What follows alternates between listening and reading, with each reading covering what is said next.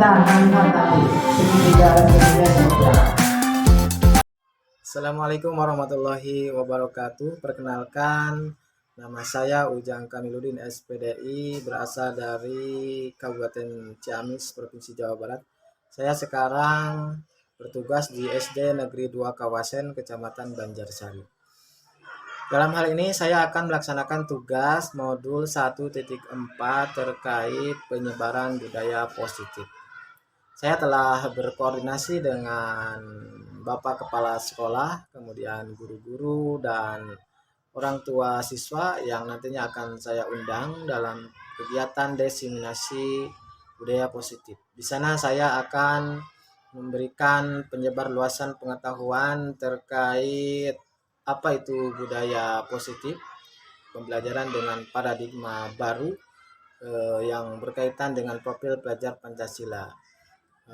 Juga ada nilai-nilai kebajikan, hukuman, teori hukuman, konsekuensi dan restitusi, kemudian keyakinan kelas, segitiga restitusi, dan lain sebagainya. Selamat menyaksikan video saya, semoga bermanfaat. Terima kasih, salam dan bahagia. Wassalamualaikum warahmatullahi wabarakatuh.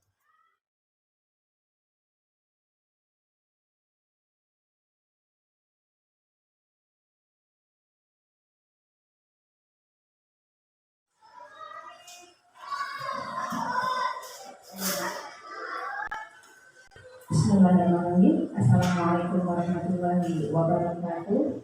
Waalaikumsalam. Alhamdulillahirrahmanirrahim. Pada pagi hari ini, alhamdulillah kita bisa berkumpul dalam suatu kegiatan atau acara diseminasi budaya positif pada kurikulum merdeka, di mana ini adalah salah satu bentuk dari penugasan salah satu rekan kita pada guru penggerak. Dan untuk mempersingkat kegiatan atau acara ini, kita akan mulai bersama-sama mengucapkan basmalah secara bersama. Bismillahirrahmanirrahim. Dan untuk selanjutnya kami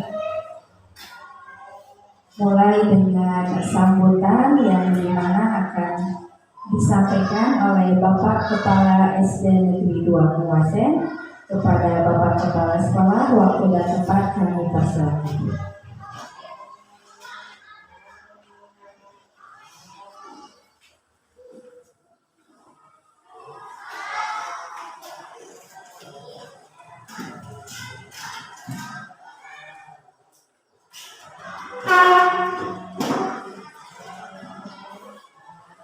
Bismillahirrahmanirrahim. Assalamualaikum warahmatullahi wabarakatuh.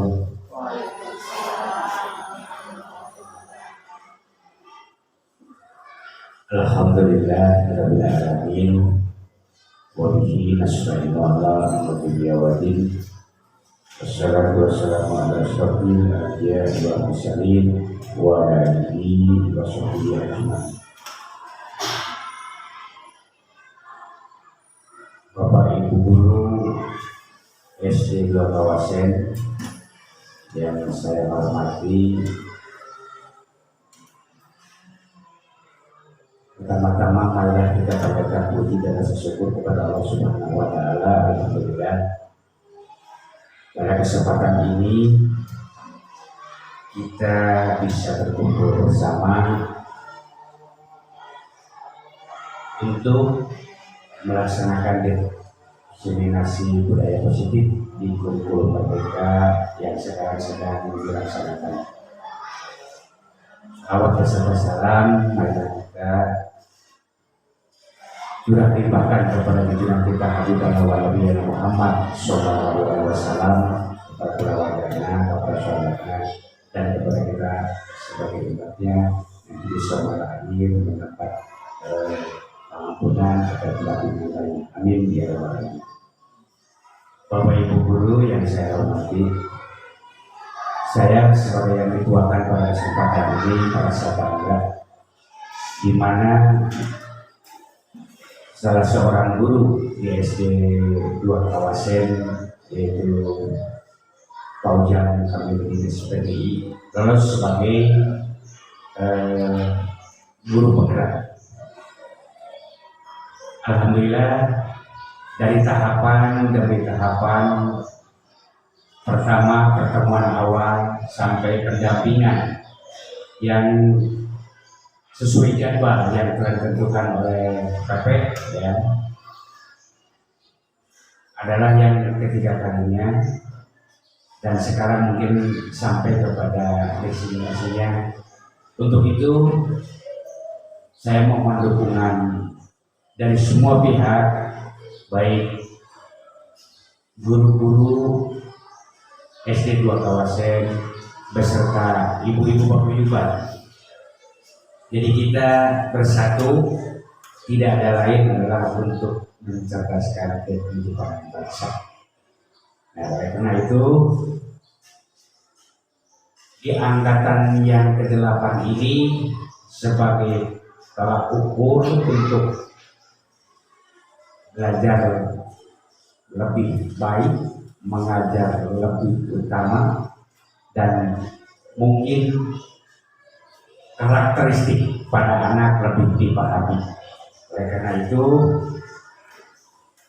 melalui designasi pembelajaran positif untuk pembelajaran aktif, saya buka dengan membacakan basmalah. Bismillahirrahmanirrahim. Terima kasih kepada Bapak Ibu guru dan semuanya yang ada di sini, dan dilanjutkan kepada sesuai dengan aturan dan rencana-rencana apa yang dikerjakan, apa yang dilihat, apa yang disanakan. Mudah-mudahan tertuang kepada siswa kita lebih baik, siswa kita lebih berkarakter dan lebih memahami sopan santun. Itulah harapan dari saya. Untuk itu semoga Allah Subhanahu wa Ta'ala melindungi kita semua, dan semoga apapun yang dikerjakan oleh Bapak Ibu guru bermanfaat bagi anak-anak kita. Terima kasih. Billahi taufiq wal hidayah. Wassalamualaikum warahmatullahi wabarakatuh.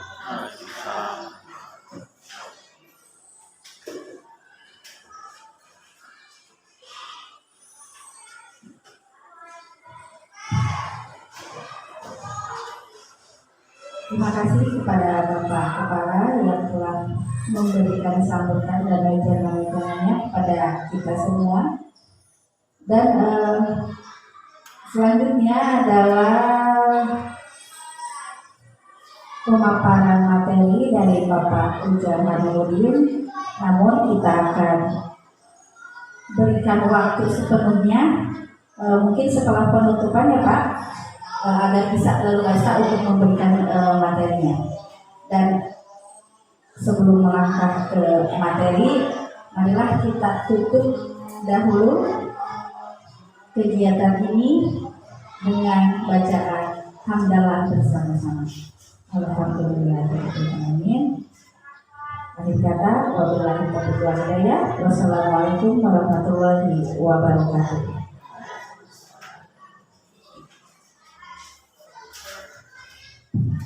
Selanjutnya, waktu dan tempat dipersilahkan seluas-luasnya kepada Bapak Ujang Harimudin selaku guru penggerak.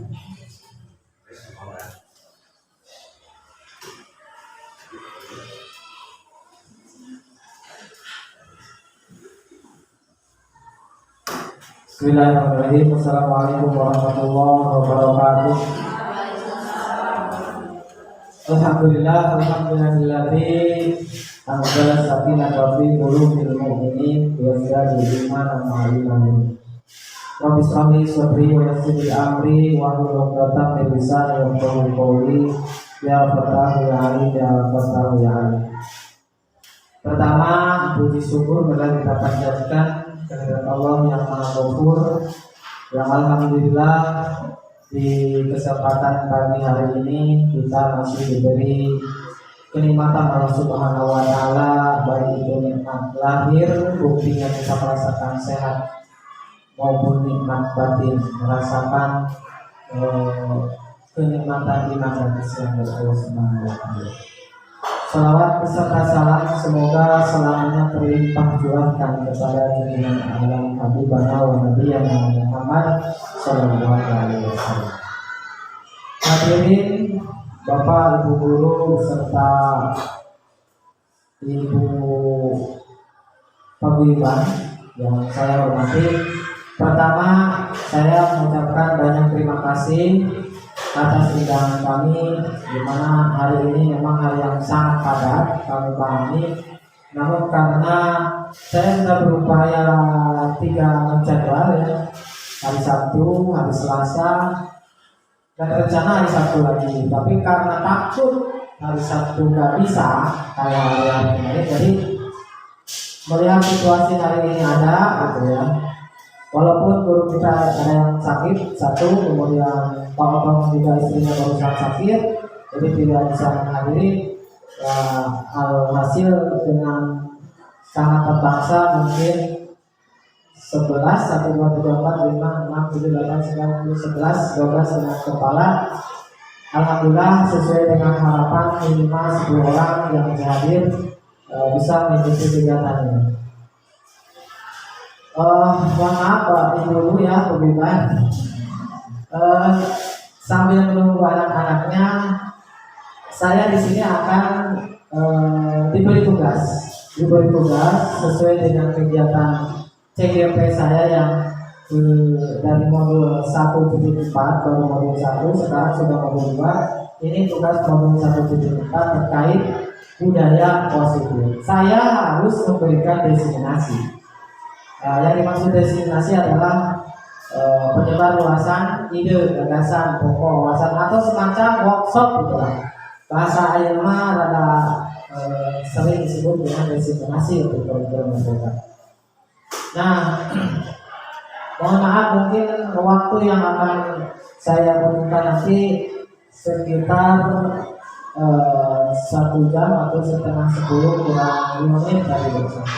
Dimulai setengah 9 kurang 5 berarti nanti berakhir sampai setengah 10 kurang 5.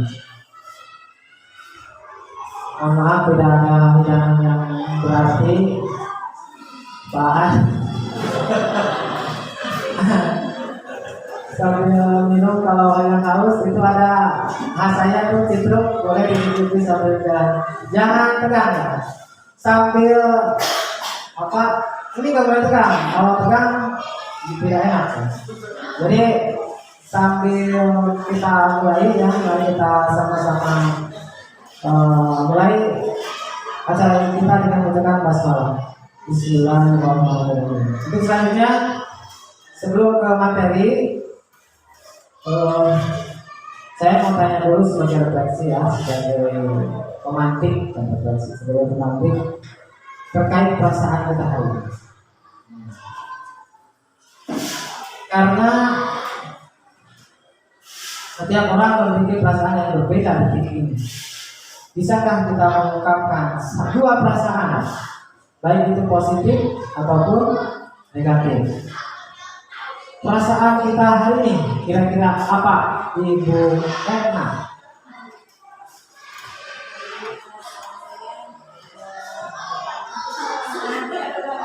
Senang.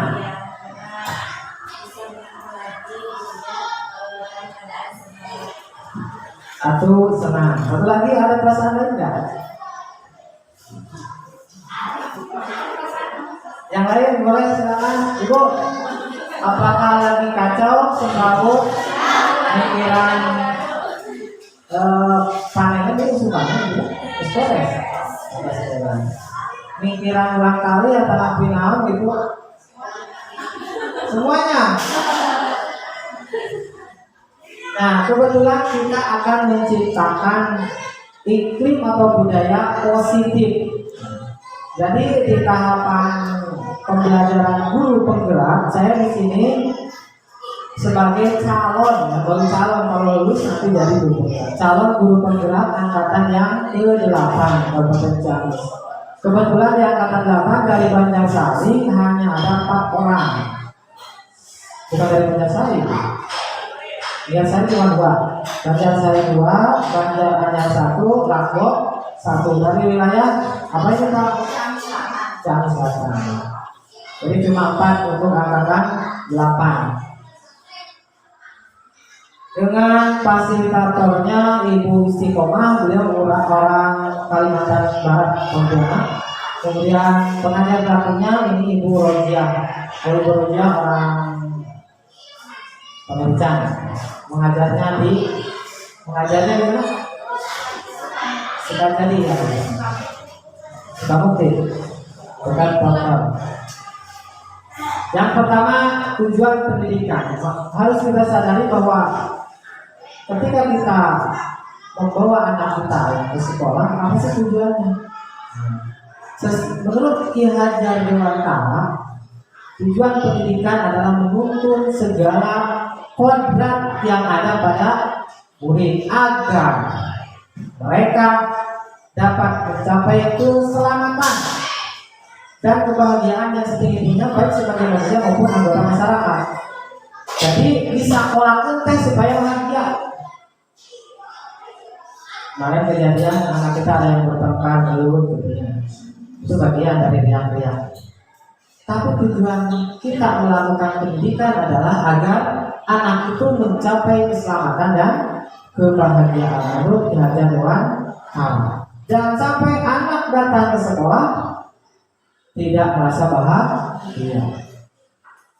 Oleh sebab itu, pendidik tidak hanya menuntun tumbuh atau hidupnya kekuatan kodrat yang ada pada murid agar dapat memperbaiki lakunya. Setiap anak ditakdirkan berbeda, membawa kodratnya masing-masing. Ada yang anak pandai atau kebiasaannya sebagai kemampuannya auditori, mendengar, visual, melihat, atau kinestetik, gerak. Lantas mengenali orang kali, oh iya di mikir, oh dia di kampung di rumah ini, oh iya dia. Jadi ada 3 sampai hari ini penelitian menyatakan ada anak yang hobinya itu bergerak, sehingga bagaimana sebagai guru kita mengarahkan. Ada yang ketika mendapatkan materi ini atau mendengar, melihat, oh berarti kudu video. Ada yang hanya ingin mendengar saja, cukup dengan mendengar. Guru nerangkan, asup, cukup. Tapi itu gerak luar biasa mas. Guru di payung, guru di depan menerangkan, cek bahasa Jepang mau coba, mana naik. Itu tujuan pendidikan. Kemudian capaian umum kegiatan kita hari ini atau destinasi kita hari ini adalah yang pertama memahami konsep Ki Hajar Dewantara terkait budaya lingkungan positif di sekolah yang berpihak pada murid.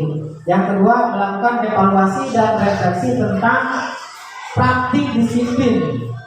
Nah, untuk mendapatkan pemahaman baru mengenai konsep disiplin positif untuk menciptakan murid dengan profil pelajar Pancasila. Yang ketiga, melakukan praktik penyusunan keyakinan kelas, kemudian juga restitusi.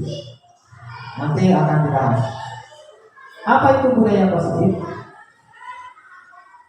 Maksud budaya positif kan secara umum pemahaman awal budaya positif itu berarti menciptakan sesuatu hal yang baik. Di mana kata positif, kalau dalam Al-Quran mungkin hak, ya, kebenaran, itu sifatnya universal.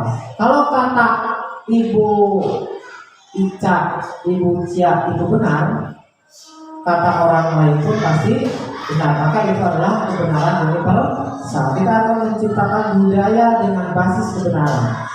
Budaya positif, cek sasahage saya. Kita akan ciptakan itu. Budaya positif di sekolah yaitu nilai dan kebiasaan di sekolah yang berpihak pada murid agar mereka dapat berkembang menjadi pribadi yang kritis. Kritisnya kemana? Aktifnya bukan cicing baik. Bu, ulah apa lamun putra cicing baik. Cicing diisuk sampai ke ulah itu kurang kritis. Kurang kudu mikir. Dia bilang cicing lain. Tapi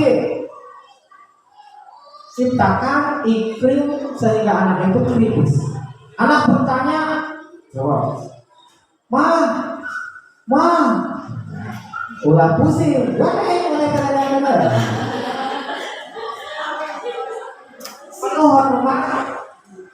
Penuh hormat, yang diciptakan penuh hormat, kemudian bertanggung jawab sesuai dengan profil pelajar Pancasila. Jadi kreatif, anak itu penuh hormat, kemudian sesuai dengan profil pelajar Pancasila. Apa itu profil pelajar Pancasila artinya? Sekarang konsep inti budaya positifnya apa? Yang pertama, perubahan paradigma belajar, pola pikir, bagaimana cara belajar kita dahulu dan bagaimana cara kita belajar hari ini. Apakah lanjut atau ada perubahan? Perlu kita ketahui bahwa kurikulum itu bersifat dinamis, Bu. Dinamisnya kemana? Menyesuaikan keadaan dan waktu.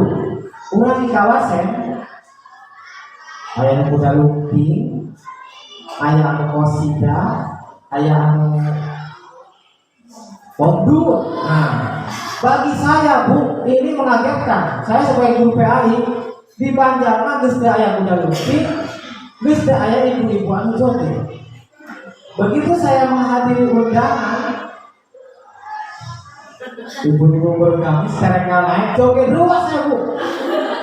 Saya belum sadar, dan hari ini saya harus sadar bahwa itu adalah budaya di sini. Bagaimana kita mengimbangi budaya itu? Nah, kurikulum pun sama. Saya datang dari Banjar ke sini melihat ibu-ibu joget karena di rumah di Banjar saya. Bagaimana kita menyikapi? Kumaha orang cara ngajar ke anak dengan situasi lingkungan seperti itu? Di sini masih banyak orang tua yang masih senang bermain layang-layang, masih senang bermain japati, masih senang bermain apa lagi orang tua? Ayam. Jadi di sini saya pahami seperti itu. Nah, itu adalah bahan-bahan yang nantinya akan kita masukkan kepada kurikulum, karena kurikulum berbasis apa tadi? Dinamis, tidak statis. Jadi kita berikan, kita sediakan bagaimana nih cara menghadapi keadaan situasi seperti ini. Yang kedua, disiplin positif yang tadi, kemudian nilai-nilai kebajikan, nilai-nilai kebenaran, nu disebut benar teh naon bae. Kemudian kebutuhan dasar manusia, kebutuhan orang sebagai manusia itu apa saja? Motivasi perilaku manusia, orang, anak, guru, orang tua berperilaku A, itu motivasinya apa? Kenapa dia menangis? Kenapa dia anak itu baik, nakal terus, lari-larian terus? Pasti ada motivasi perilaku. Kemudian posisi kontrol guru. Nah, sebagai guru kita punya posisi. Apa posisinya? Kemudian keyakinan kelas. Nanti kita akan membuat keyakinan kelas, keyakinan sekolah yang harus sama-sama dipahami oleh murid, oleh guru, oleh orang tua. Kemudian yang terakhir adalah segitiga restitusi. Itu bagaimana cara atau praktek menghadapi, salah satunya contohnya menghadapi anak. Di sekolah ketika ada anak yang bermasalah, bagaimana caranya? Di rumah bersama, Bu. Ketika anak kita bermasalah, kita akan lihat nanti segitiga restitusinya seperti apa. Jadi ulah sampai di sekolah cek beja bicarakan guru datang kamu dikata guru itu kemarin ya, kejadian yang kemarin. Nah, pertama pembelajaran dengan paradigma baru. Pembelajaran dengan paradigma baru merupakan pembelajaran yang dirancang berdasarkan prinsip pembelajaran berdiferensiasi. Ini kata baru ya, berdiferensiasi. Sehingga peserta didik belajar sesuai dengan kebutuhannya. Jadi pembelajaran berdiferensiasi itu pola belajar dengan mengutamakan kebutuhan murid. Ketika Ibu Erna mengajar, maka kita sudah harus tahu nih anak ini kemampuannya bagaimana.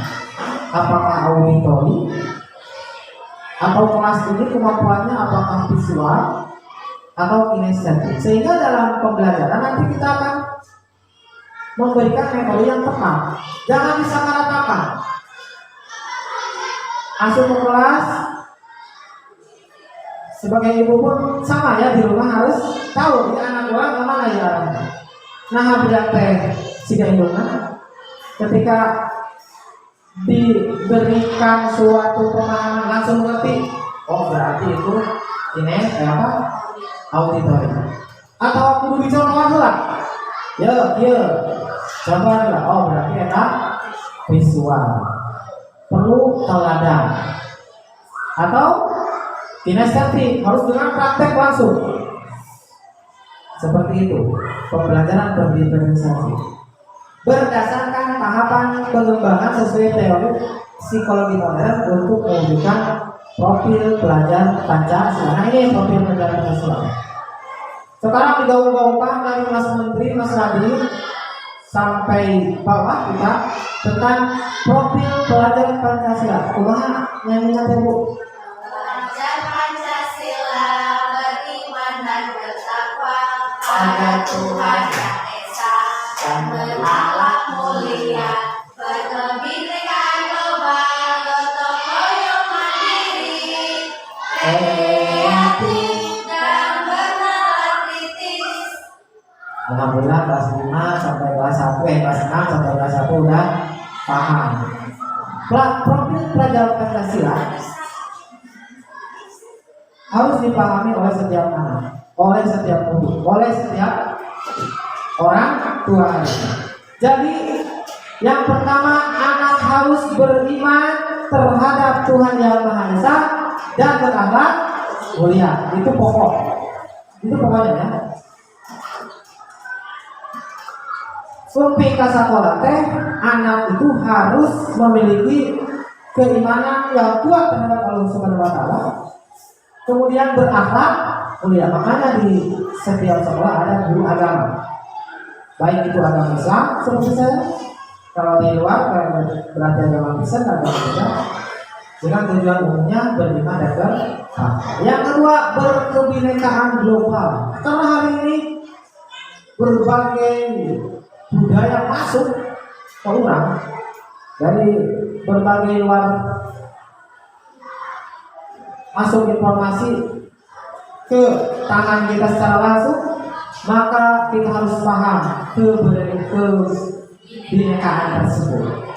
Bagaimana sikap anak. Kemudian bergotong royong. Nah ini yang semakin hari semakin mudah. Di sekolah, di lingkungan,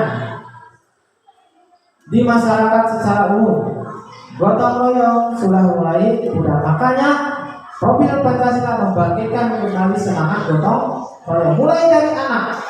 Kalau anak ada disiplin, salah satu disiplin positifnya adalah bergotong royong terkait apa? Tiket kelas, membersihkan ruangan kelas, membersihkan WC dan lain sebagainya. Kemudian upacara bendera, ada pramuka juga, dan lain sebagainya. Kemudian kreatif.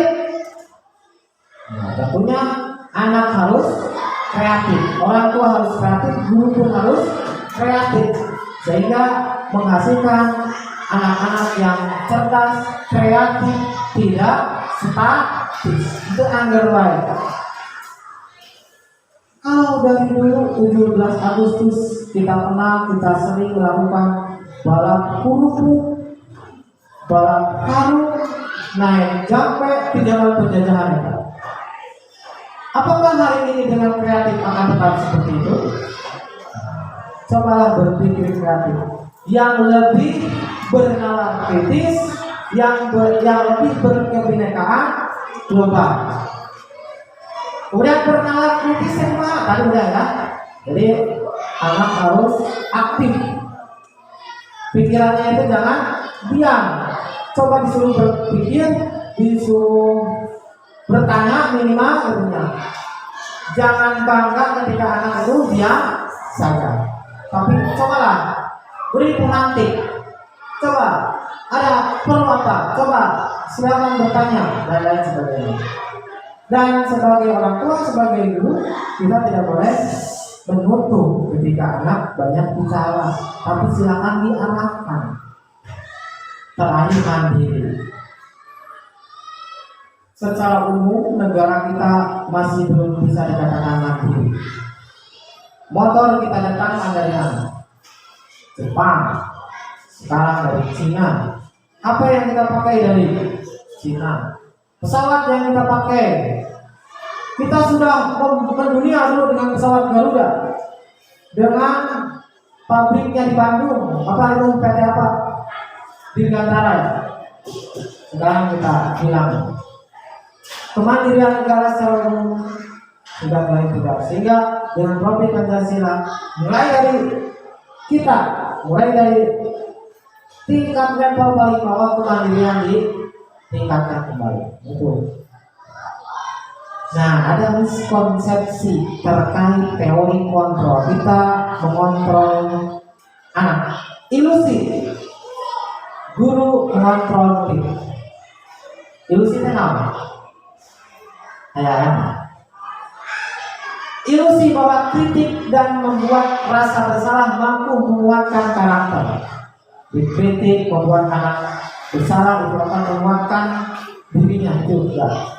Kemudian ilusi bahwa semua penguatan positif efektif dan bermanfaat didedekkan juga kurang bermanfaat. Yang terakhir, ilusi bahwa orang dewasa berhak memaksa. Sebagai orang tua maksakan, sebagai guru maksakan, sebagai senior maksa ke bawahan. Itu adalah ilusi dalam proses menciptakan budaya positif, menumbuh kembangkan kebaikan dalam diri.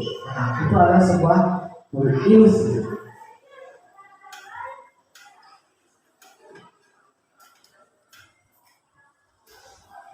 Sekarang kita kembali kepada disiplin positif. Menurut siapa ini? Disiplin berasal dari kata disiplina, yaitu belajar. Disiplin mengacu pada disiplin diri yang memiliki tanggung jawab terhadap apa yang dilakukannya berdasarkan nilai-nilai yang diyakini. Jadi anak itu harus tahu dulu kebenaran, sehingga ketika melakukan suatu tindakan itu yakin bahwa apa yang ditindak dan dilakukannya itu adalah sebuah kebenaran. Disiplin positif merupakan salah satu penerapan disiplin yang bertujuan untuk menumbuhkan kesadaran serta memperdayakan peserta didik tanpa imbalan, penghargaan atau ribet, ancaman dan hukuman. Yang kita inginkan hari ini ketika anak-anak berbuat baik, anak disiplin, anak berbuat positif di rumah, di sekolah, di lingkungan itu bukan karena karena ingin dihargai, karena ingin diberi imbalan, karena ingin diberi reward, bukan karena itu. Kalaulah kita beriman kepada Allah itu benar, suatu kebenaran, bukan karena surga. Nah, kalau teori kayaknya begitu, bukan karena surganya Allah. Anak Bu Nina bukan Bu Nina, anak murid kita Bu Nina ya, Mengerjakan tugas itu bukan karena Bulina nanti diberi hadiah, bukan karena itu. Atau karena anak mengerjakan tugas itu bukan karena diancam, awas kalau tidak besok begini. Sama ini ya, biwaran kabudak meset diancam pula, awas mau diancam, bukan karena itu. Atau karena hukuman, awas kalau tidak uang jajannya dipotong, push up dan lain sebagainya. Jadi yang diharapkan ketika anak itu berbuat berdasarkan nilai yang ada, yang dipahami oleh pribadi masing-masing. Ketika ibu memerintahkan anak kita untuk belajar, dia tahu karena kita sebagai anak, masa kita adalah masa belajar, maka dia akan belajar. Ketika ibu memerintah untuk sesuatu ke warung, mereka sama. Dia berangkat itu karena dia sadar bahwa dia adalah sebagai anak yang harus berbakti kepada orang tua. Coba tumbuhkan itu. Jangan dengan ancaman, jangan dengan membiasakan memberikan di rumah. Kayak dikasih 2.000. Siapa? Tadi kan nah itu kebiasaan yang buruk. Jadi ilusi kalau dia berbuat karena itu. Kesehatan akhirnya begitu. Kesehatan diciptakan kayak gitu. Kesehatan mata ini kamu terima baru. Bapak nak, ada saja. Seperti itu. Nilai-nilai kebajikan teh kumaha naon bae. Sok nu aya ninggal kali-kali kalian. Cing. Kasayang teh disebut kasayang apa aja kebaikan. Amin ya hadir. Ada contoh nilai kebajikan. Nilai kebajikan itu kan nilai yang disepakati bersama, lepas dari suku, bangsa, agama, bahasa manapun, jauh caranya sealam dunia. Ini adalah kebenaran. Apa itu? Menurut profil pelajar Pancasila, beriman, bertakwa kepada Tuhan Yang Maha Esa yang tadi itu adalah kebenaran.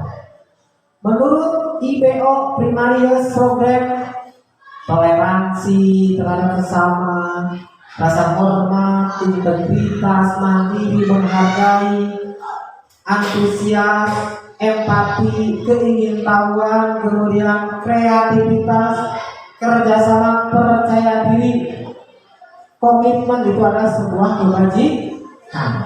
kebajikan universal.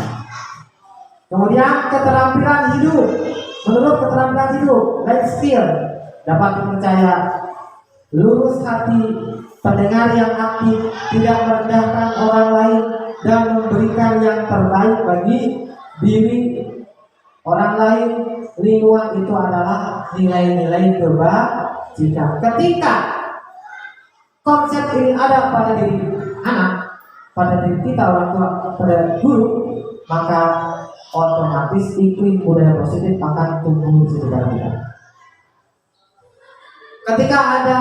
Ketika menghadapi yang lebih dewasa, kita harus memiliki rasa hormat. Ketika ada tetangga, ada siswa yang kurang paham, ada tetangga yang sakit, maka kita harus toleransi. Kita harus punya integritas. Ketika ada sesuatu hal yang buruk mengajak kita untuk berbuat sesuatu, kita harus punya integritas. Kita harus baik, gak boleh terbawa angin, gak boleh terbawa situasi.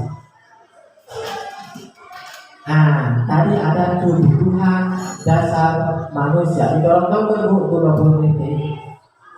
Kebutuhan dasar manusia itu apa saja? Kebutuhan dasar manusia adalah segala sesuatu yang kita lakukan untuk mendapatkan apa yang kita inginkan. Seluruh tindakan yang kita lakukan memiliki tujuan tertentu, dan semua usaha terbaik yang kita lakukan dalam rangka agar kebutuhan dasar kita terpenuhi dengan baik. Ada 5. Apa kebutuhan yang pertama? Bertahan hidup. Orang yang hidup, makan, pakaian, tempat tinggal, keamanan, dan kesehatan. Itu adalah kebutuhan kita yang pertama. Kita bertahan hidup. Yang kedua, kasih sayang. Betul nggak kita punya kasih sayang? Perlu kasih sayang. Rasa diterima di sekitar, baik itu anak, orang dewasa pun ingin diterima di lingkungan sekitar, dipedulikan, kemudian berbagai kerjasama, menjadi bagian dari kelompok. Itu kebutuhan dasar. Maka yang 5 ini harus ada pada diri kita, harus ada pada anak. Yang ketiga, penguasaan. Harga diri, keinginan untuk dianggap, memimpin berprestasi, diakui, didengar, itu adalah kebutuhan penguasaan.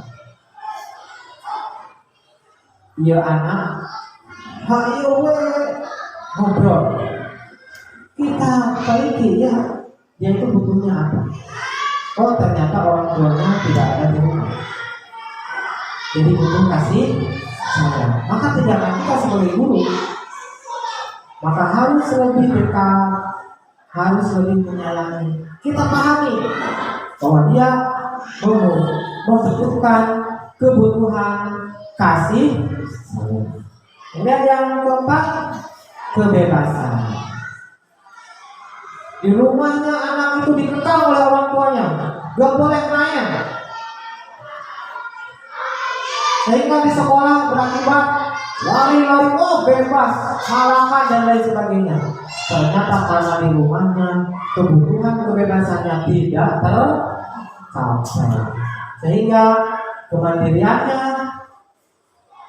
tidak tumbuh, memiliki pilihan, mencoba hal baru, mampu mengendalikan arah dirinya, itu tidak tercapai. Maka kita sebagai guru, sebagai orang tua, pahami bahwa anak pun ingin bebas. Cuma kita punya yang terakhir, yang kelima, yaitu kesenangan. Awas ya. Kita pun ingin senang, anak pun ingin senang, ingin merasa senang. Ketika kita ditugaskan oleh Allah untuk beriman dan bertakwa kepada Allah Subhanahu wa taala, tujuannya adalah tadi ke awal. Ketujuan pendidikan adalah mencapai kesejahteraan dan kesenangan hidup di dunia maupun di akhirat. Konsep orang beriman seperti itu. Ciptakan kesenangan, ciptakan kebahagiaan, ciptakan kesejahteraan di lingkungan sekitar, sehingga Islam dirasakan aslama yuslimu islama, menyelamatkan, mensejahterakan. Jadi kalinya ada ini. Jadi nyambung. Nah, bagaimana seorang anak bertindak, berperilaku? Manusia semua, kita guru bertindak pasti ada motivasi, ada ekstrinsik, ada intrinsik. Motivasi yang pertama, motivasi perilaku ekstrinsik. Bagaimana? Yang dimaksud adalah seseorang anak berbuat sesuatu karena untuk menghindari apa itu? Hukuman. Nurut sote kapaan sieun dihukum. Nurut sote kabo cia sieun dihukum. Sehingga ngerjakan PR panggulan. Atau yang kedua, masih dari luar, untuk mendapatkan imbalan atau reward tadi. Ini udah lama ya teori reward ini. Dua anak cepat nulisnya ku guru tadi pasihan. Anak daek diperintah ke orang tua di pasihan reward. Nah ini adalah hal yang kurang baik. Jangan terlalu dibiasakan, bukan tidak boleh. Terus bagaimana kalau sekarang masih ada juara 1, juara 2, juara 3? Bagaimana di kelas dalam pembelajaran? Jangan terlalu diciptakan hidup seperti itu. Di kelas, siapa yang paling aku? Tapi, nah seperti di TK ya. Di TK sudah mulai diciptakan reward itu semua anak pasti mendapat reward. Ada anak yang berprestasi, ada anak yang terkreatif, ada anak yang terceria, ada anak yang apa lagi? Kreatif, terceria, kreatif, lucu, misalnya, dan lain sebagainya. Dicari terus, karena setiap anak berbeda, sehingga harus memunculkan apa sih motivasi, apa sih potensi yang ada di diri itu. Kita sebagai guru, sebagai orang tua harus mampu menemukan motivasi itu, menemukan potensi itu dalam diri anak, sehingga anak tumbuh dengan baik, bukan karena motivasi hubungan atau ibarat. Yang kedua, motivasi intrinsik. Nah ini yang seharusnya yaitu untuk menjadi orang yang mereka inginkan dan menghargai diri sendiri dengan nilai-nilai yang mereka percaya. Nah ini yang harusnya. Jadi motivasi kebutuhan seseorang itu karena nilai yang dia paham. Ketika anak diberi PR, maka yang harus dipahami adalah dia berkewajiban mengerjakannya tepat waktu di rumah bersama orang tua, bukan karena hukuman yang akan diberikan oleh guru, bukan karena tekanan dari orang tua. Awas, ayo PRT enak, bukan karena itu, tapi dia mengerjakan tugas itu karena sadar diri, tahu bahwa dia posisi hari ini sebagai pembelajar. Seperti itu Pak, sehingga kita bisa hari ini mulai menciptakan suasana yang berbeda. Pahami dulu. Tadi ketika akan menciptakan atau membuat satu tindakan pahami dulu. Iya, anak butuh naon. Nah, butuh kasih sayang, nah butuh penguasaan atau butuh kebebasan, sehingga kita mengeksekusinya itu jadi tepat.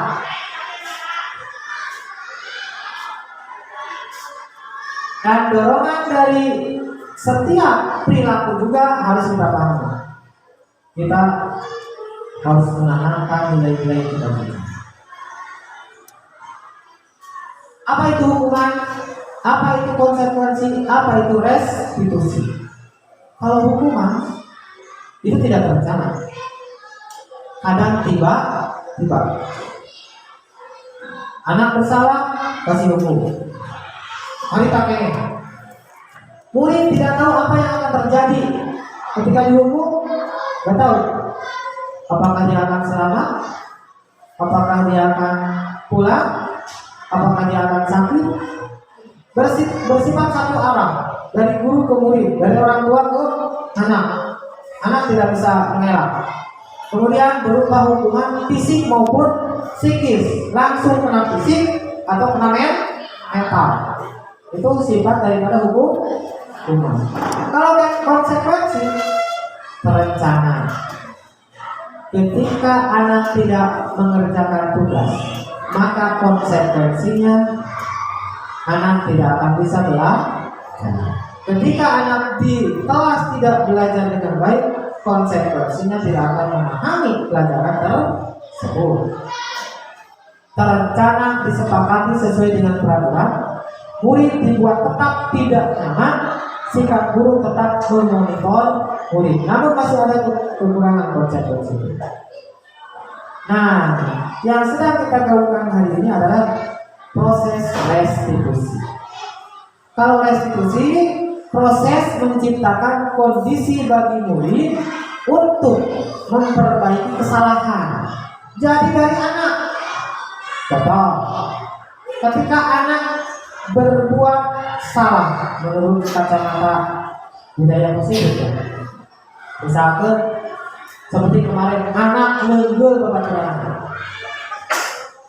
Agar proses menciptakan kondisi bagi murid untuk memperbaiki kesalahannya, tanya kenapa bisa seperti baik atau tidak, salah atau benar. Ulang ujuk-ujuk, pakai salah. Tapi harus ketika cek guru eta salah, maka kata anak pun kata salah itu harus muncul dari benar.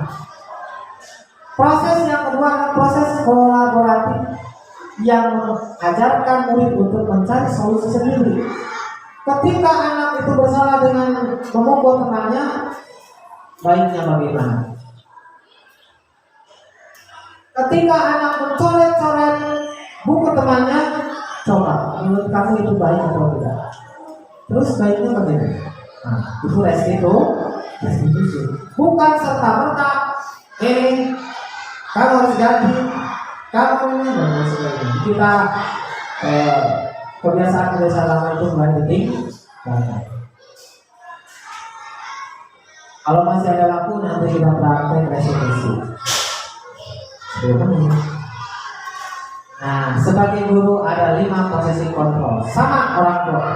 Yang pertama, sebagai penghukum. Kita sebagai guru posisinya menghukum anak. Yang kedua, pembuat merasa bersalah. Yang ketiga sebagai teman. Yang keempat sebagai pemantau. Yang kelima sebagai manajer.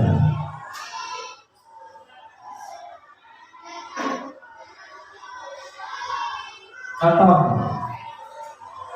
5 posisi. Yang pertama kasusnya ini, anak tidak memakai sepatu warna hitam saat di sekolah. Misalkan di kawasan ini Senin itu harus memakai sepatu warna hitam. Ada satu anak memakai warna putih.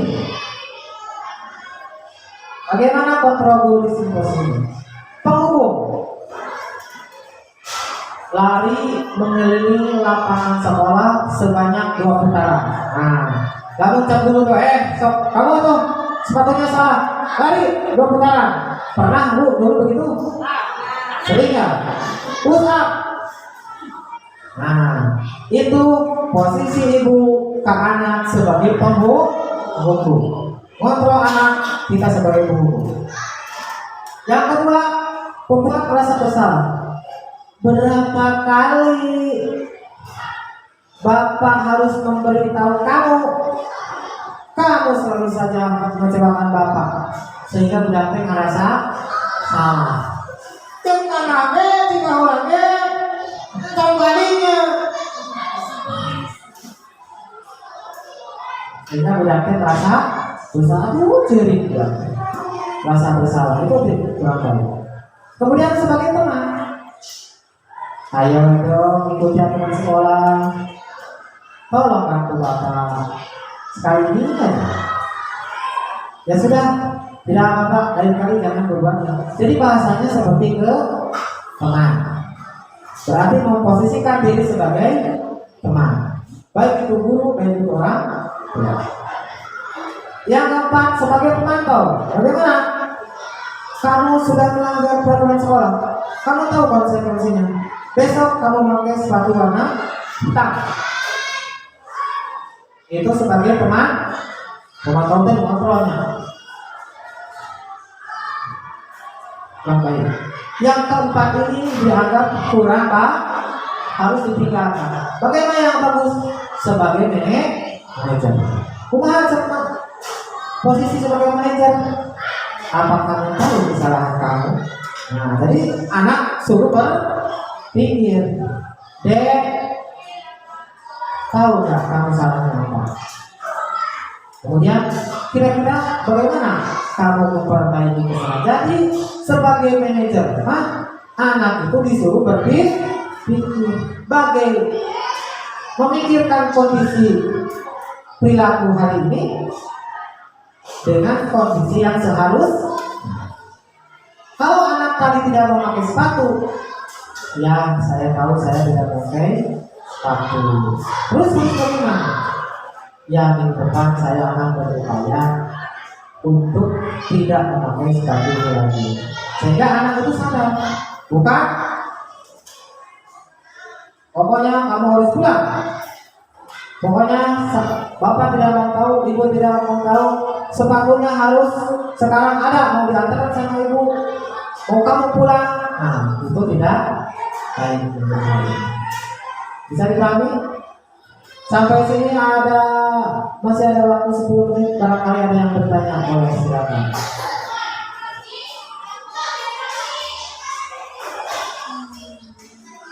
Ini sebagai penghukum yang barusan ada kata-katanya tidak akan saya ini ya, karena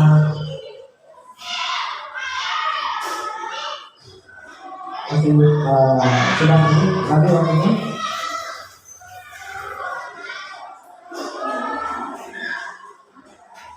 Ada pertanyaan? Bu, sok mana kalian berdua aku?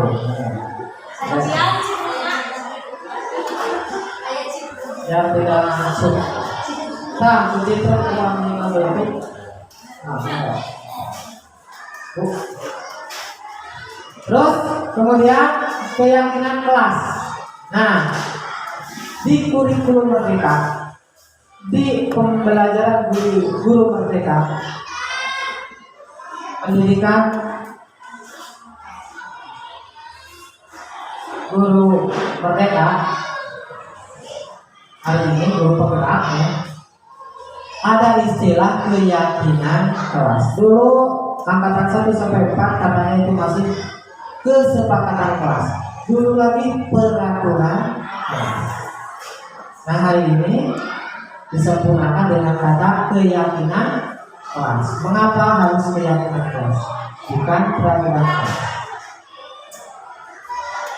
Kalau keyakinan kelas bersifat abstrak, kemudian berupa pernyataan universal. Jadi sebuah pernyataan dibuat dalam pernyataan positif, kata-katanya harus positif. Sedikit saja agar mudah diingat, tolong loba-loba sedikit saja. Kemudian sesuai dengan kondisi kelas, sekolah sehingga mudah diterapkan.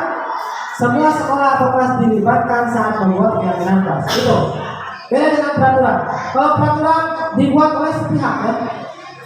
Ibu di rumah membuat peraturan, jangan pulang malam, yang membuat hanya orang tua. Tapi kalau keyakinan kelas itu dibuat suatu pemahaman bersama, dibuat pernyataan bersama. Nah, jadi contohnya, karena ini harusnya nanti praktek ya, nggak mungkin juga nanti ada saya kirimkan lah bagaimana praktek pembuatan keyakinan di kelas. Jadi prosesnya ditanya dulu nih di kelas, apa keinginan siswa? Kayak mau bersih, kayak semua bersih. Oh, berarti kata kuncinya adalah menjaga kebersihan. Kemudian tidak mau ada pertengkaran, kata kuncinya berarti keamanan.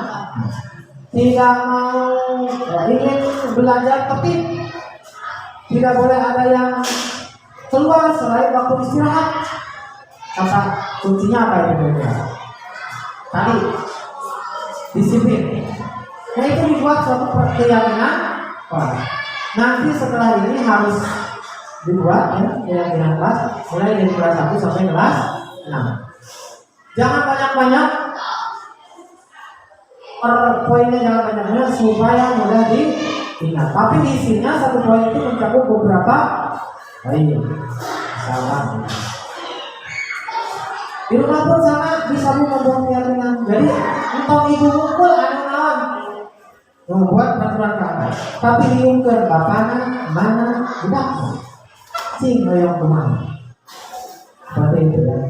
Sehingga semua anggota keluarga, anggota kelas itu paham bahwa ketika masuk rumah, ketika masuk kelas, kita harus berbuat seperti itu. Apa tanggung jawab kita, apa hak kita. Segitiga restitusi. Restitusi adalah suatu proses dialog yang dijalankan oleh guru agar dapat menghasilkan murid yang mandiri dan bertanggung jawab. Ada 3 karena namanya juga segitiga. Yang pertama, validasi tindakan yang salah. Yang kedua, menanyakan keyakinan. Yang ketiga, menstabilkan identitas. Menstabilkan identitas. Yang pertama, berdasarkan prinsip pembuat kesalahan adalah bagian dari proses pembelajaran. Bagaimana prosesnya? Tanya anak teh atau ungkapkan ya, berbuat salah itu wajar. Kalau anak berbuat salah ya, semua orang pasti berbuat salah.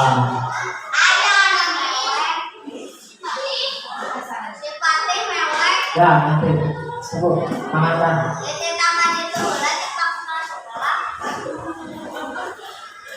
Maaf kalau buat salah.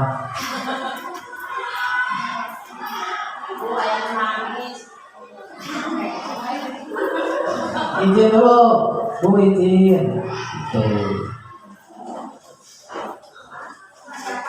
Tidak ada manusia yang sempurna. Bapak Ibu juga pernah melakukan itu. Bapak Ibu tidak mau mencari siapa yang salah, tapi Bapak ingin mencari solusi dari permasalahan ini. Kami berhak merasa begitu, dan kamu berhak merasa begitu dan lain sebagainya. Ini adalah tahapan menstabilkan identitas. Kemudian validasi tindakan yang salah. Kamu pasti punya alasan melakukan hal itu, padahal kamu bisa melakukan hal yang lebih buruk daripada itu. Nah ini kata-kata daripada tahapan validasi tindakan yang salah. Yang terakhir, menanyakan keyakinan. Apa sih yang kamu ketahui tentang kebenaran, tentang keyakinan kelas atau kelas? Kalau di rumah, sih, terus saya di rumah. Nilai-nilai apa yang kalian bisa pakai bersama? Apa yang telah kamu ketahui tentang ini? Yang kamu telah sepakati kemarin? Itu adalah menanyakan keyakinan. Kamu ingin menjadi orang seperti apa? Mana saya lebih naon? Lihat aja, tidak seperti itu ya. Satu, pasti satu. Jadi intinya di tahapan membuat ini budaya positif, bagaimana guru orang tua memahami kondisi anak terlebih dahulu. Ketika anak berbuat sesuatu, itu ada motivasinya. Karena apa dia berbuat? Juga ketika anak berbuat itu ingin memenuhi kebutuhan yang mana? Yang 5 tadi. Apakah dia ingin bebas? Apakah dia ingin mendapat kasih sayang, ingin mendapat perhatian? Nah itu harus kita pahami bersama. Sehingga tujuan pembelajaran itu tercapai dengan baik. Jangan memaksakan secara sepihak hari ini. Tumbuhkan keyakinan, tumbuhkan keilmuan, tumbuhkan keinginan itu yang muncul dari pribadi masing-masing. Bukan berdasarkan tekanan. Bukan berdasarkan tekanan dari kita, dari luar. Tapi munculkan kebenaran itu dari pribadi masing-masing berdasarkan keilmuan yang diberi. Itu mungkin poin inti daripada diseminasi kita hari ini. Sehingga penutupnya, dalam penerapan program disiplin positif, hendaknya guru atau orang tua memiliki standar kepribadian profesional dan sosial yang baik, di mana guru mampu merefleksi dirinya, mengevaluasi dirinya dalam posisi kontrol saat ini. Tadi posisi kontrol kita harus sebagai apa? Manajer, bukan sebagai penghukum, bukan sebagai apa tadi? Pembuat rasa bersalah, bukan sebagai teman, tetapi kita harus sebagai manajer. Sebagai manajer, tanya posisi dirinya, Tanya harusnya seperti apa. Kemudian yang menuntut muridnya menjadi insan yang mandiri, merdeka dan bertanggung jawab sesuai dengan standar pendidikan nasional. Demikian, terima kasih. Yang mau cium silakan. Kita tanya ini tentang itu mana? Sekian ya yang dapat saya sampaikan. Mohon maaf waktunya terganggu selama kurang lebih 1 jam. Mudah-mudahan ini banyak manfaat, khususnya saya secara pribadi dengan Bapak Ibu semua. Mohon maaf atas segala kekurangan kesalahan itu mutlak pribadi saya, kebenaran hanya milik Allah Subhanahu wa Ta'ala. Sekali lagi terima kasih. Mudah-mudahan ini semua perjalanan kita hari ini menjadi nilai ibadah di hadapan Allah Subhanahu wa Ta'ala. Besar harapan saya Bapak Ibu bisa menerapkan di kelas, bisa menerapkan di rumah masing-masing sehingga menciptakan iklim yang positif baik di kelas maupun di rumah. Namun di rumahnya saya Bu, kelas ini pasti saya. Di rumahnya semau, ya otomatis ke kelas pun akan membawa keriuhan. Ya, seperti itu. Fattaqullaha mastata'tu billahi bisabil haq. Wassalamualaikum warahmatullahi wabarakatuh. Dan itu tadi ya. Atau nuhun Ibu. Jadi kalian di sana kali itu kawan emas. Kalian dikasihkan masa.